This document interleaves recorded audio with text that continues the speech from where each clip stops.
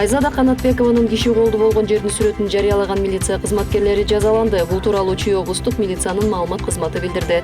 Социалдык тармактарга тарап кеткен сүрөт анын ичинде кылмыш катталган жерге ташталган медициналык колгаптар боюнча фактынын негизинде кызматтык иликтөө жүргүзүлгөн. Иликтөөнүн башкы максаты милдетин так аткарбай көңүл кош мамиле жасаган кызматкерлерди жоопко тартуу болду.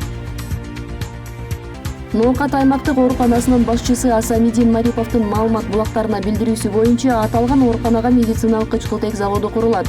Мариповдун айтымында коронавирус жуктургандар жана кычкылтекке үзгүлтүксүз муктаж болгон бейтаптар үчүн кычкылтекти Казакстан менен Өзбекстандан сатып алуу кымбатка турат. Завод куруу менен 37 миллион сомдук чыгымды 3 миллион 700 миң сомго чейин кыскартууга мүмкүнчүлүктөр түзүлөт. Учурда бул долбоор Саламаттык сактоо министрлиги тарабынан колдоо тапты. Заводду куруу үчүн жер бөлүнүп, дүйнөлүк банк менен кыргыз өкмөтү сүйлөшүүлөрдү жүргүзүп жатат. Курулуштун сметалык баасы 20 миллион сомду түзөт. Завод курулуп калса, бир гана Ноокаттын ооруканасы эмес, коңшу аймактардагы кычкылтек менен камсыз болушат.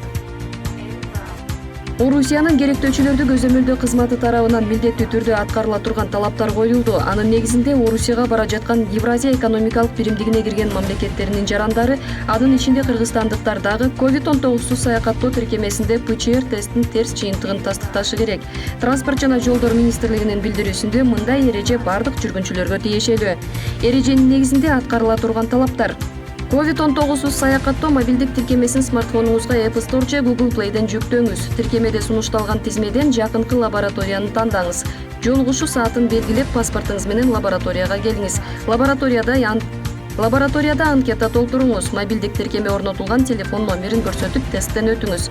Арызда көрсөтүлгөн QR кодду мобилдик тиркеме аркылуу сканерден өткөрүңүз.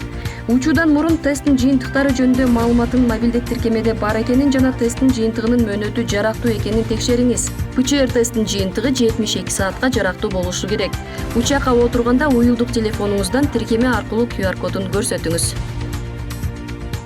Манас эл аралык аба майданынын берген маалыматына ылайык, Ростов-на-Дону Ош Ростов-на-Дону каттама ачылып, жүргүнчүлөрдү ташый баштады. Оштун аэропорту Азимут авиакомпаниясы менен келген жаңы чартердик рейсти тосуп алды. Ал эми Ростов-на-Донуга кайра 83 киши учуп кетти деп жазылат маалыматта. Азырынча каттам жумасына бир жолу бейшемби күнү аткарылып турат. Манас эл аралык аба майданы билеттин баасын авиакомпаниянын койгон баасы менен сатыла тургандыгын Бишкек шаарында АИ 95 үлгүсүндөгү бензиндин баасы 50 сомдон ашты. 21 апрелге карата АИ 95 үлгүсүндөгү бензин 50 сом 50 тыйындан, АИ 92 үлгүсүндөгү бензин 48 сом 50 тыйындан сатыла баштады. Буга чейин адистер күйүүчү майдын баасына дүйнөлүк рыноктогу абал таасир этип жатканын айтып, Нефти трейдерлер ассоциациясы Кыргызстанда күйүүчү майдын баасы дагы көтөрүлүп, апрель айында бензин 6%, дизель майы 9% кымбаттай тургандыгын маалымдашкан. Кыргызстанда 21 апрелге караган суткада 306 адамдан коронавирус илдети аныкталды. Эң көп учур Бишкек шаарында катталды. COVID-19 илдетинен акыркы суткада 4 адам каза болду. Учурда республикада 2699 адам дарыланып жатат. Анын 1309-у ооруканада, калганы үй шартында. Илдет менен күрөшүп жаткан 50 адамдын абалы өтө оор деп кабарланды.